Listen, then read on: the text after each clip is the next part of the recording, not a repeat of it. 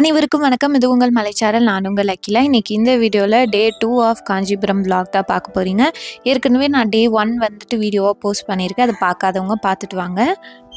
காஞ்சிபுரத்தில் எப்படி இட்லி ஃபேமஸோ அதே மாதிரி அங்கே சுண்டலும் ஃபேமஸ்ஸு. அதுவும் இந்த ஐயர்கடை சுண்டல் வந்து ரொம்ப ஃபேமஸ். நம்மளே ரீசெண்ட் டைமில் நிறைய யூடியூப் சேனல்லாம் பார்த்துருப்போம். அதனால் அங்கே போயிட்டு ட்ரை பண்ணணும்னு நான் நினச்சிட்டே இருந்தேன். அன்றைக்கி காலையில் எழுந்திரிச்சோன்னே ஃபஸ்ட்டு வந்துட்டு நாங்கள் அங்கே தான் போனோம். நாங்கள் காலைல சீக்கிரமே போனதுனால கடையை இன்னும் திறக்கல. ஒரு 5 மினிட்ஸ் அங்கே வெயிட் பண்ணிவிட்டு அதுக்கப்புறம் தான் திறந்தாங்க. நானும் யூடியூப்லலாம் சர்ச் பண்ணி பார்த்தப்போ 7:30லேருந்து 8:30 வரைக்கும் தான், அதுக்குள்ளே காலி ஆகிடும் அப்படிலாம் போட்டிருந்ததுனால நாங்கள் கொஞ்சம் சீக்கிரமே போயிட்டோம். இது வந்துட்டு ஆக்சுவலாக ஒரு ஸ்வீட் ஸ்டாலு. இங்கே வந்துட்டு நீங்கள் இந்த சுண்டல் இல்லாமல் ஸ்வீட்ஸும் நிறையா இருக்குது. அங்கே வெளியூர்லேருந்து வந்தோன்றனோனையுமே ஸ்வீட்டும் கொடுத்தாங்க. அதுவும் நாங்கள் சாப்பிட்டோம். இந்த சுண்டல் வந்து அந்த ஒரு பொட்டலம் வந்து 5 ருபீஸ்க்கு தராங்க. நாங்கள் வந்துட்டு ஒரு 4-5 வாங்கிட்டு வந்தோம். வாங்கிட்டு வந்துட்டு ரூமில் தான் நாங்கள் ஓப்பன் பண்ணி சாப்பிட்டோம். எனக்கு வந்து ரொம்பவே ஆர்வமாக இருந்தது, எப்படி இருக்கும் இந்த டேஸ்ட்டு அப்படின்னு சொல்லிட்டு. பார்க்குறதுக்கு நல்லாவே ரொம்ப மசிஞ்சு அப்படி இருக்க மாதிரி தான் இருந்தது. ஆனால் சாப்பிடும்போது ஒரு மாதிரி நடுவில் கிறிஸ்பியாக இருக்க மாதிரி இருந்தது. அந்த சோம்பு அதெல்லாம் வந்துட்டு வறுத்து போட்டிருக்கறனால நல்லா கிறிஸ்பியாக டிஃப்ரெண்ட்டான டேஸ்ட்டில் இருந்தது. நீங்கள் கண்டிப்பாக ட்ரை பண்ணி பார்க்கலாம்.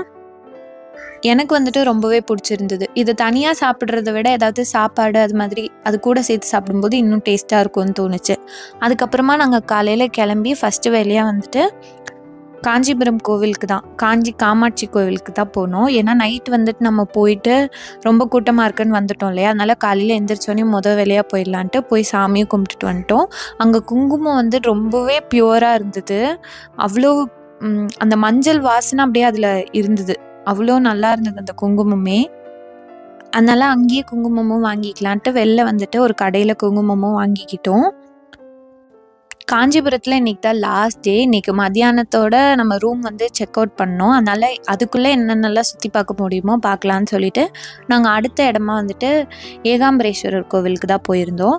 நாங்கள் நேற்று வந்துட்டு ஒரு ஆட்டோக்காரவங்க அவங்களே எல்லா இடத்துக்கும் கூட்டிகிட்டு போனாங்கன்னு சொன்னேன் இல்லையா, அவங்களே நாங்கள் அடுத்த நாளும் வர சொல்லிட்டோம். அதனால் டக்குன்னு அடுத்து போகிறதுக்கு ஈஸியாக இருந்தது. ஏகாம்பரேஸ்வரர் கோவிலில் வந்து குடமுழுக்குக்காக எல்லாம் தயார் செஞ்சுட்டு இருந்ததுனால கோபுரத்து வாசல் வழியாக நம்மளால் உள்ளே போக முடியாது. ரைட் சைடில் ஒரு குட்டி வாயில் வழியாக தான் உள்ளே போகிற மாதிரி இருந்தது. இங்கே வந்துட்டு அவ்வளோவா கூட்டமே இல்லை. நம்ம பெருமாள் கோவில்லையும் சரி காமாட்சி அம்மன் கோவிலே இருக்கிற அளவுக்கு இங்கே கூட்டம் இல்லை. அதனால நாங்கள் ஃப்ரீயாகவே சாமி கும்பிட்டுட்டு வந்தோம். இங்கே வந்துட்டு இந்த ஒரு குரங்கு வந்து வாழைப்பூவை வந்து ஒன்றா பிரித்து சாப்பிட்டுட்டு இருந்தது. வாழைப்பழம் சாப்பிட்டு தானே பார்த்துருப்போம், வாழைப்பூவை வந்துட்டு அப்போ தான் சாப்பிட்றது நான் ஃபஸ்ட் டைம் பார்க்குறேன். இந்த கோவிலோட ஸ்தல விருட்சம் வந்து மாமரம். இது வந்துட்டு எப்படின்னா ஒரே மாமரத்தில் 4 கிளைகளாக வந்து அந்த 4 கிளைகளும் விதவிதமான மாம்பழத்தை கொடுக்குமா. ஒன்னோட டேஸ்ட் வந்து ஒன்னோடது மாதிரி இருக்காது அப்படின்னு சொன்னாங்க. இந்த மாமரத்துக்கு கீழே தான் காமாட்சி அம்மன் வந்து தவம் புரிஞ்சதா சொல்கிறாங்க. இங்கே வந்துட்டு ஒரு பெரிய குளம் இருந்தது. அது பார்க்குறதுக்கு ரொம்பவே அழகாக இருந்தது. எனக்கு பொதுவாக கோவில்களில் இருக்க குளம் வந்து ரொம்பவே பிடிக்கும். அழகாக இருக்கும். அந்த படித்துறையெல்லாம் வந்து கரெக்டாக அளந்து செஞ்ச மாதிரி, அளந்து தான் செஞ்சுருப்பாங்க, அளந்த மாதிரி அந்த படித்துறை வந்து கரெக்டாக இறங்குறது அதெல்லாம் பார்க்குறதுக்கு ரொம்ப பிடிக்கும். நிறைய கோவில்களில் வந்து குளம் வந்து தண்ணி நிறைஞ்சு இருக்காது. அது மாதிரி தண்ணி நிறைஞ்சு இருக்கிற குளம் பார்க்குறதுக்கு எனக்கு ரொம்பவே பிடிக்கும். உங்களுக்கு வந்து இந்த மாதிரி நீர்நிலைகள்லாம் பிடிக்குமான்றத கமெண்ட் பண்ணுங்கள். உங்களுக்கு இதிலே எந்த நீர்நிலை பிடிக்கும், அருவி, குளம், ஏரி, அதில் எது ரொம்ப பிடிக்குன்றதையும் கமெண்ட் பண்ணுங்கள். இந்த 2 நாள் ட்ரிப்புமே நிறைய கோவில்கள் போகிறது தான் வந்துட்டு ஐடியாவாக இருந்தது. ஏன்னா அம்மா தான் இந்த ட்ரிப்போட பிளான் பண்ணதெல்லாம், எங்கே ஃபஸ்ட்டு போகணும் எங்கே போகணும் அப்படின்லாம். அதனால் இது ஃபுல்லாகவே நிறைய கோவில்கள் தான் கவர் பண்ணுற மாதிரி இருந்தது. அதுவும் இல்லாமல் நாங்கள் ஷாப்பிங்கும் போனோம். இன்றைக்கும் வந்துட்டு நம்ம கோவில்கள்லாம் பார்த்துட்டு டைம் இருந்தால் ஷாப்பிங் பண்ணி முடிச்சுட்டு அதுக்கப்புறம் தான் ஊருக்கு வந்து பஸ் ஏறலான்னு ஒரு ஐடியா. அதனால் பார்க்கலாம். நாங்கள் அதுக்கு அடுத்தது வந்துட்டு கைலாசநாதர் கோவிலுக்கு தான் வந்திருந்தோம். கண்டிப்பாக காஞ்சிபுரம் வந்தால் இங்கே மிஸ் பண்ணாமல் வரணும்னு நாங்கள் நினச்சது. ஏன்னா நிறைய வீடியோஸ்லலாம் இந்த சிற்பங்களோட அழகெல்லாம் பார்த்துருக்கோம். அதை கண்டிப்பாக நேரில் பார்க்கணும் அப்படின்னு நினச்சிட்டே இருந்தோம். உங்களுக்கு வந்துட்டு இந்த தொல்லியல் சார்ந்த இடங்களுக்கு போகிறதுக்கு பிடிக்கும்னா கண்டிப்பாக நீங்கள் இங்கே ஒரு முறையாவது வாங்க. இப்போ இந்த சிற்பங்களோட அழகை பார்க்கலாமா?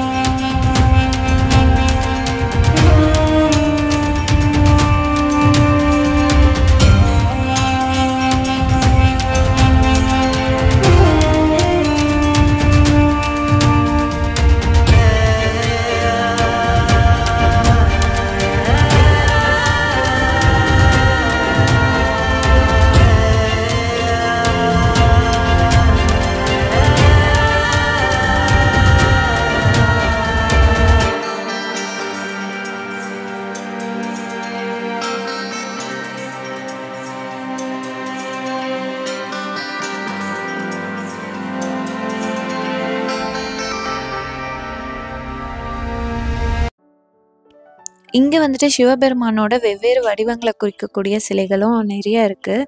நீங்கள் ஒன்று ஒன்றும் பார்க்கும்போது ஒன்று ஒன்றுக்கும் ஒரு ஒரு சில டிஃப்ரென்ஸ் தான் இருக்கும். மைன்யூட்டாக நிறைய சிலைகள் இருக்கிறதுனால நீங்கள் அதெல்லாம் பார்க்கும்போது இன்னுமே நல்லாயிருக்கும். இது வந்துட்டு பல்லவர்களால் கட்டப்பட்ட கோவில்னால ஒரு ஒரு சிற்பத்துலேயும் நீங்கள் அந்த யாளியோட உருவத்தை பார்க்க முடியும். அந்த சிங்கம் மாதிரியான உருவத்தை பார்க்கலாம். அது வந்து பார்க்குறதுக்கு ரொம்ப நல்லா இருந்தது. இந்த கோவிலுக்கு எதிரிலே வந்து இந்த ஒரு ஆன்டிக் ஷாப் இருந்தது. இங்கே நிறைய இந்த ஆன்டிக் ஐட்டம்ஸ்லாம் இருந்தது. அதெல்லாம் நாங்கள் பார்த்துட்டு இருந்தோம். இங்கே வந்து கடையை கம்பேர் பண்ணுறதை விட இங்கே கொஞ்சம் சீப்பாக தான் கொடுத்தாங்க. இருந்தாலும் நாங்கள் எதுவும் வாங்குகிற ஐடியாவில் இல்லாததுனால அங்கே எதுவும் வாங்கலை. இதெல்லாம் முடிச்சுட்டு நாங்கள் ரூமுக்கு போகிறதுக்கு முன்னாடி சரி ஒரு டைம் வந்து பாபுஷா போயிட்டு வந்துடலாம். ஏன்னா நேற்று வந்துட்டு நாங்கள் முத்துக்குமார்னு ஒரு கடைக்கு தான் போயிருந்தோம். அதனால இன்னைக்கு வந்துட்டு பாபுஷா பார்க்கலாம் அப்படின்னு சொல்லிட்டு நாங்கள் அங்கே தான் வந்திருந்தோம். இங்கே நிறைய கலெக்ஷன்ஸ் இருந்துச்சு. இங்கே நிறையாவும் பார்த்தோம். இங்கே வந்துட்டு பயங்கர கூட்டமாக இருந்தது. எங்களுக்கு என்னவோ பாபுஷாவை விட முத்துக்குமார்ன்ற கடையில் தான் நிறைய கலெக்ஷன்ஸும் இருந்துச்சு. அதே மாதிரி ரேட்டும் ரொம்ப கம்மியாக இருந்தது. நீங்கள் கண்டிப்பாக போகிறீங்கன்னா அந்த முத்துக்குமார் கடையை வந்துட்டு ஒரு டைம் ட்ரை பண்ணி பாருங்கள். அவ்வளோதான். இந்த விலாக் வந்து உங்களுக்கு பிடிச்சிருக்குன்னு நினைக்கிறேன். இவ்வளோ நேரம் பொறுமையாக இந்த வீடியோ பார்த்ததுக்கு நன்றி.